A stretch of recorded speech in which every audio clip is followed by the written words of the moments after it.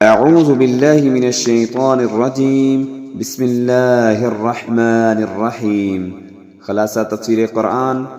آج کی ہماری گفتگو کا محور پارہ نمبر 22 ہے، جس کا آغاز ان لفظوں سے ہوتا ہے وَمَن يَقْنُتْ مِنكُنَّ لِلَّهِ وَرَسُولِهِ وَتَعْمَلْ صَالِحًا نُؤْتِهَا أَجْرَهَا مَرَّتَيْنِ وَأَعْتَدْنَا لَهَا رِزْقًا كَرِيمًا۔ تم میں سے جو اللہ اور اس کے رسول کی فرما برداری کرتے ہیں اور پھر نیک عمل کرتے ہیں، اللہ سبحانہ وتعالی کی طرف سے انعام کے طور پر ان کے لیے 2 گنا اجر، دگنا ثواب عطا کر دیا جاتا ہے۔ وَأَعْتَدْنَا لَهَا رِزْقًا كَرِيمًا، عزت کی روزی ہوگی، آخرت کی نعمتیں اور بہاریں اس کا مقدر بنیں گی۔ اور اختتام ان لفظوں سے ہوتا ہے اتبعوا من لا يسألكم اجرا وهم مهتدون، ایسے لوگوں کی راہ پر چلو جو تم سے کوئی معاوضہ نہیں مانگتے اور وہ راہ راست پر ہیں۔ پارے کے آغاز میں رب کی جانب سے دگنا اجر اور بہترین روزی کی بشارت کا تذکرہ، پارے کے اختتام نے لوگوں سے امیدیں نہ لگانے کا تذکرہ ہمارے لیے پیغام رکھتا ہے کہ دنیا پر امید نہیں ہونی چاہیے، امیدوں کا محور عرش والا رحمان ہو۔ ایسا شخص جس کی امیدوں کا محور ذات عالیہ رب تعالی سے اس کی امیدیں ہوں تو اللہ رب العزت اس کو ممتاز کر دیتے ہیں، اس کی امیدوں کو، اس کی خواہشات کو پورا کر دیتے ہیں۔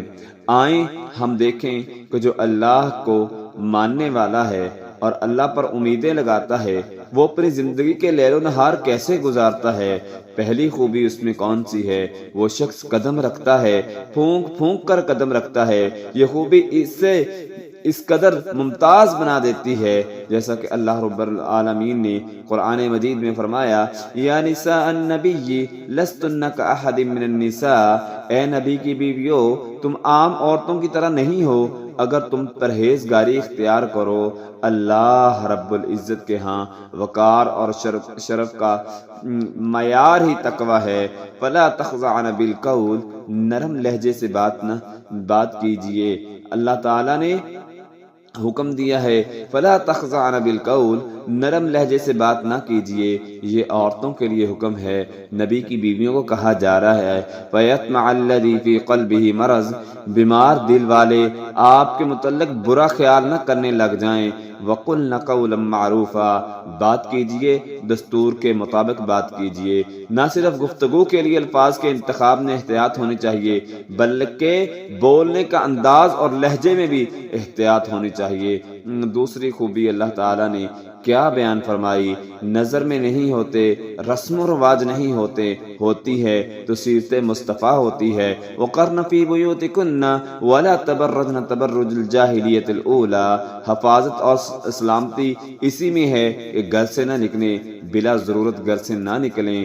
وَلَا تَبَرَّجْنَ تَبَرُّجَ الْجَاهِلِيَّةِ الْأُولَىٰ، ایسا بناؤ سنگار نہ کیجئے جس طرح کا بناؤ سنگار جہالت کی جہلیت میں خواتین کیا کرتی تھی، بلکہ آپ کا اور ان میں فرق ہونا چاہیے۔ نماز کو قائم کیجئے، زکوٰۃ ادا کیجئے اور اللہ اور اس کے رسول کی اطاعت کیجئے۔ میرا اللہ چاہتا ہے انما یرید اللہ لیذھب عنکم الرجس، میرا اللہ چاہتا ہے کہ وہ تمہیں پاک کر دے، گندگی تم سے دور لے جائے۔ کیسی گندگی؟ کفر و شرک کی گندگی، زمانہ جہلیت کی گندگی، غیر محرم کی نظر میں ہوس اور ناجائز چاہت کی گندگی۔ وَيُطَهِّرَكُمْ تَطْهِيرًا، وہ تمہیں پاک کرنا چاہتا ہے، خوب انداز سے پاک کرنے والا ہے۔ اسی طرح اللہ خالق و مالک نے اس پارہ مبارک میں یہ حکم دیا ما كان محمد ابا احد من رجالكم ولكن رسول اللہ وخاتم النبیین، تمہارے مردوں میں سے محمد صلی اللہ علیہ وسلم کسی کے باپ نہیں ہیں، کسی کے باپ نہیں ہیں۔ محمد صلی اللہ علیہ وسلم ہوا یہ تھا کہ حضرت زید کو لوگ نبی کریم صلی اللہ علیہ وسلم کا بیٹا سمجھتے تھے، تو نبی کریم صلی اللہ علیہ وسلم پر جب یہ آیت اتری وَلَٰكِن رسول اللہ، یہ نبی کریم صلی اللہ علیہ وسلم کسی کے باپ نہیں بلکہ یہ اللہ کے رسول ہیں۔ وخاتم النبیین، اور ختم نبوت کا مہرہ بھی ان پر سج گیا ہے، جیسا کہ حدیث میں آتا ہے لا نبی بعدی، کہ میرے بعد کوئی نبی نہیں ہوگا۔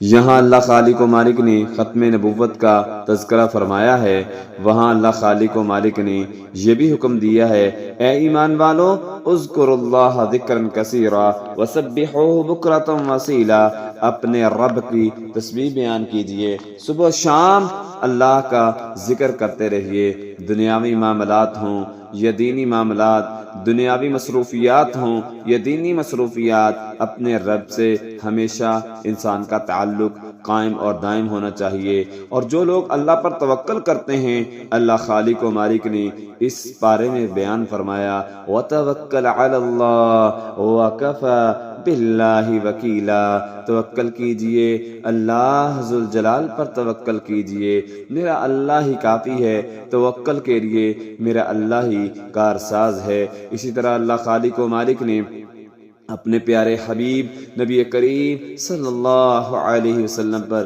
درود و سلام بھیجنے کا ہمیں حکم دیا ہے، ان اللہ وملائکتہ یصلون علی النبی یا ایہا الذین آمنوا صلوا علیہ وسلموا تسلیما، میرا اللہ رحمتیں برساتا ہے، فرشتے رحمت کی دعا کرتے ہیں، کس کے لیے؟ رسول اللہ صلی اللہ علیہ وسلم کے لیے۔ اے ایمان والو تم بھی درود بھیجو اور بھیجتے رہو، خوب سلام بھیجتے رہو میرے پیارے نبی کریم صلی اللہ علیہ وسلم پر۔ اسی طرح اللہ خالق و مالک نے اس بارے میں یہ بھی حکم دیا ہے کہ جو لوگ بہتان بازی کرتے ہیں، اللہ فرماتے ہیں والذین یؤذون المؤمنین والمؤمنات بغیر ما اکتسبوا فقد احتملوا بہتانا واثما مبینا، وہ لوگ جو تکلیف دیتے ہیں، مومن مردوں کو تکلیف دیتے ہیں، مومنہ عورتوں کو تکلیف دیتے ہیں، کیسے تکلیف دیتے ہیں؟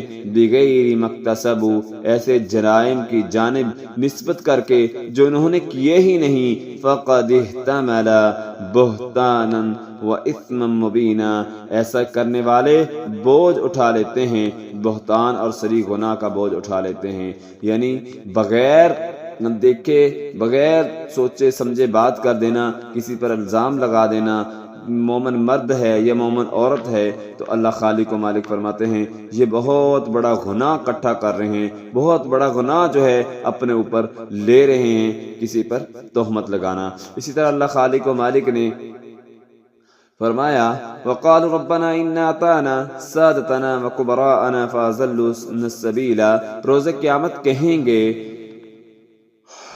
انا اطعنا، ہم اطاعت میں لگے رہے، اپنے سرداروں کی اطاعت میں لگے رہے، وکبراءنا، اور اپنے بڑوں کی اطاعت میں لگے رہے، فاضلونا السبیل، جنہوں نے ہمیں راہ راستے بھڑکا دیا۔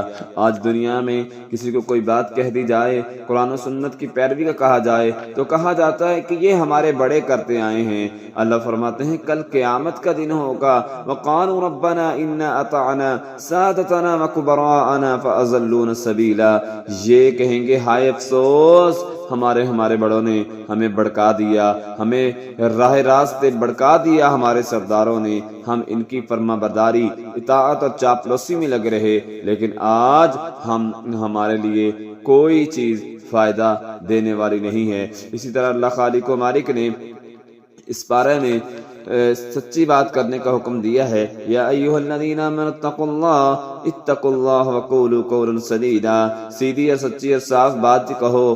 اللہ رب العزت فرماتے ہیں اس کے بدلے میں کیا ملے گا؟ یصلح لکم اعمالکم ویغفر لکم ذنوبکم، تمہارے کاموں کی اصلاح ہو جائے گی اور تمہیں معاف کر دیا جائے گا، اور جو اللہ اور اس کے رسول کی اطاعت کرتا ہے اس کے لیے کامیابی اسی کا مقدر بنتی ہے۔ اسی طرح اللہ سبحانہ و تعالی نے اس پارے مبارک میں جو دو صورتیں سورہ سبا اور فاطر، ان کا آغاز ہی ان لفظوں سے ہوا ہے، الحمدللہ الذی لہ ما فی السماوات وما فی الارض، اور سورہ فاطر میں الحمدللہ فاطر السماوات والارض۔ یہاں اللہ خالق و مالک نے اپنی تعریفات اپنی تعریفات کرنے کا حکم دیا ہے، اپنی پہچان کروائی ہے کہ اللہ کے لیے تمام تعریفیں ہیں جس نے زمین و آسمان کو بنایا۔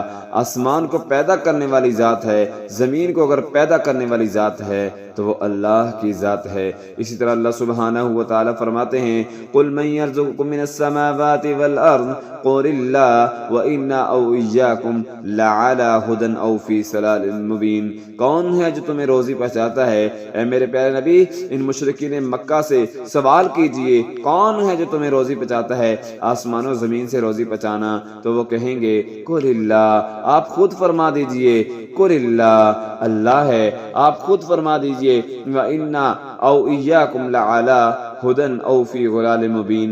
ہم دو فریق بن چکے ہیں، پھر احساس کر لیجئے یا تو ضرورت ہدایت پہ ہے یا کھلی گمراہی میں ہے کہ ہم کہتے ہیں کہ اللہ کے علاوہ فلاں کرنے والا ہے، فلاں کے پاس جاؤ، فلاں رزق مل جائے گا، فلاں نوکری مل جائے گی، فلاں بندشیں دور ہو جائیں گی۔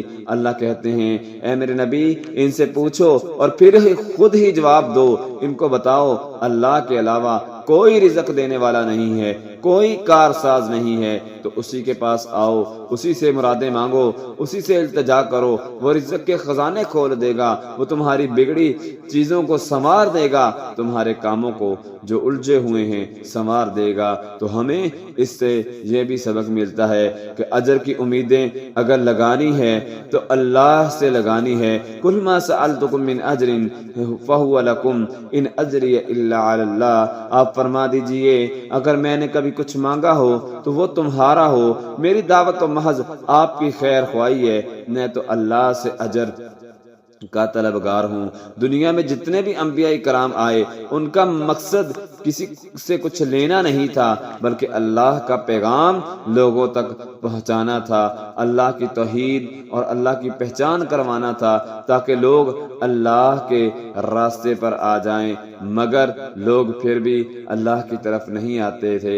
نبی کریم صلی اللہ علیہ وسلم کو حکم دیا جا رہا ہے کہ آپ کہہ دیجئے میں آپ سے کوئی امید نہیں رکھتا کسی اجر کی یا کسی اجرت کی، میں تو ان اجری الا علی اللہ، اللہ سے اجر مانگتا ہوں۔ اسی طرح اللہ سبحانہ و تعالی نے ایک ایمان والوں کی نشانی بیان کی ہے، ان الذین یتلون کتاب اللہ واقاموا الصلاۃ وانفقوا مما رزقناہم سرا وعلانیہ یرجون تجارۃ لن تبور۔ وہ لوگ جو تلاوت کرتے ہیں، کتاب اللہ کی تلاوت کرتے ہیں، نماز کی پابندی کرتے ہیں اور جو کچھ ہم نے ان کو عطا فرمایا اس میں سے پوشیدہ علانیہ خرچ کرتے ہیں، ایسی تجارت کے امیدوار ہیں جو کبھی خسارے میں نہیں ہوگی۔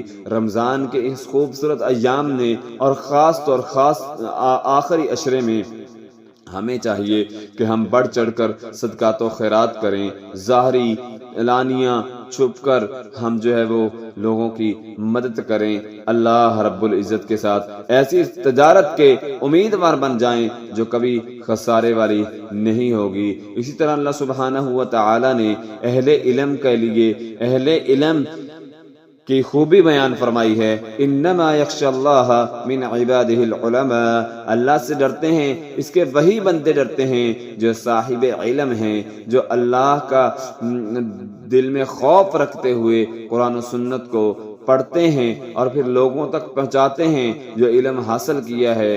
اللہ خالق و مالک فرماتے ہیں یہی حقیقت میں میرے سے ڈرنے والے ہیں اور میرا رب کتنا غفور الرحیم ہے، ان اللہ عزیز غفور، واقعہ ہی اللہ زبردست ہے اور بخشنے والا ہے۔ اسی طرح اللہ تعالیٰ خالق و مالک فرماتے ہیں یا ایھا الناس انتم الفقراء الی اللہ، انسان جس مرضی مقام پر چلے جائے، جو مرضی عہدہ ہو، دولت ہو، مال و دولت کی فراوانی ہو انسان کے پاس، اللہ فرماتے ہیں یا ایھا الناس انتم الفقراء الی اللہ، اے لوگو تم سارے کے سارے اللہ کے محتاج ہو، فقیر ہو، واللہ هو الغنی الحمید، اللہ بے نیاز ہے اور خوبیوں والا ہے۔ انسان کے پاس روپے پیسہ جتنا مرضی ہو، آج کوئی اس کے جسم کا اعضاء کام کرنا چھوڑ جائے، یا اس کی بینائی چلی جائے، یا اس کی زبان بند ہو جائے، یا اس کا ہاتھ کام کرنا چھوڑ دے، تو انسان محتاج اور فقیر ہوتا ہے۔ اس کی مال دولت اس کو بچا نہیں سکتے، اس کی اولاد اس کو بچا نہیں سکتی۔ یا ایھا الناس انتم الفقراء، اے لوگو تم سارے کے سارے اللہ کے محتاج ہو۔ تو دعا بھی یہی کرنے چاہیے، اے اللہ ہمیں اپنے در کے علاوہ کسی اور در پر نہ لے کے جانا، اللہ ہم تیرے ہی محتاج ہیں، تجھی سے مانگتے ہیں، الہ العالمین ہمیں تیرے در کے علاوہ اور کسی در پر جانا گوارا ہی نہیں ہے، ہم یہ پسند ہی نہیں کرتے تیرے در کے علاوہ، تیرے دربار کے علاوہ کہیں اور چلے جائیں۔ ہم تیرے در کے فقیر ہیں، تیرے در کے محتاج ہیں، ہماری امیدوں کو، ہماری نیک خواہشات کو پورا فرما، ہم تجھی سے مانگتے ہیں۔ اور یہ دعا کا اہتمام کیجئے، ربنا آتینا فی الدنیا حسنہ وفی الآخرۃ حسنہ وقنا عذاب النار، اے اللہ ہماری دنیا بھی بہتر بنا دے، آخرت بھی بہتر بنا دے۔ اسی طرح اللہ سبحانہ و تعالی نے یہ بھی اعلان فرمایا، والذین کفروا لہم نار جہنم، جہاں اللہ خالق و مالک نے اپنی غفور الرحیمی کا تذکرہ فرمایا ہے، وہاں کافروں کے لیے اور جو لوگ ایمان لانے کے بعد مرتد ہو گئے، دین سے پھر گئے، اللہ کا خالق و مالک نے ان کے لیے فیصلے سنائے ہیں۔ والذین کفروا لہم نار جہنم، ہم نے کافروں کے لیے جہنم کے انگارے رکھے ہیں، لا یقضی علیہم فیموت، نہ ہی ایسا فیصلہ ہوگا کہ انہیں موت آن پہنچے گی، اس لیے کہ جہنمی موت کو راحت خیال کریں گے۔ جہنمی سمجھیں گے کہ جی موت آئے گی، آگ جلا دے گی، جسم راکھ ہو جائے گا، تو جی کچھ نہیں ہوگا، بس ٹھیک ہے ہم مر جائیں گے، موت آ جائے گی۔ اللہ فرماتے ہیں نہیں، لا یقضی علیہم فیموت، وہاں کوئی ایسا فیصلہ ہی نہیں ہوگا، ہم نے تو ہر چیز واضح کر دی ہے کہ وہاں موت کو بھی موت آ جائے گی، موت بھی نہیں آئے گی، ولا یخفف عنہم من عذابها، اور نہ ہی عذاب ہلکا کیا جائے گا۔ کذالک نجزی کل کفور، اللہ فرماتے ہیں ہم ایسے ہی بدلہ دیا کرتے ہیں، ہر ناشکرے کو ایسے ہی سزا دیا کرتے ہیں۔ جنہوں نے اپنے رب کو بلا دیا، اپنے رب کی پہچان کو بلا دیا، انہوں نے رب کو اپنا الہ اور معبود ماننے سے انکار کر دیا، انبیاء اکرام کو جھٹلا دیا، اللہ فرماتے ہیں ہم نے پھر ان کے لیے دردناک عذاب رکھا ہے، اور ایسا عذاب جو کبھی بھی کم نہیں کیا جائے گا۔ الہ العالمین ہم سب کو جہنم کی آگ سے محفوظ فرمائے۔ اللہم اجرنا من النار، اللہم اجرنا من النار، اللہم اعتق رقابنا من النار۔ میرا الہ العالمین ہم سب کو یہ توفیق بخشے کہ ہم نیک کاموں کو اختیار کریں اور نیکی پر چلتے رسول اللہ صلی اللہ علیہ وسلم کی سنت کو اپناتے ہوئے، اللہ کے فرامین پر سر کو جھکاتے ہوئے، خندہ پیشانی کے ساتھ نیک اعمال کرتے ہوئے رب کی جنتوں کے وارث بن جائیں، مہمان بن جائیں، اس کے محبوب بن جائیں۔ الہ العالمین ہم سب کو سمجھ کر عمل کرنے کی توفیق عطا فرمائے۔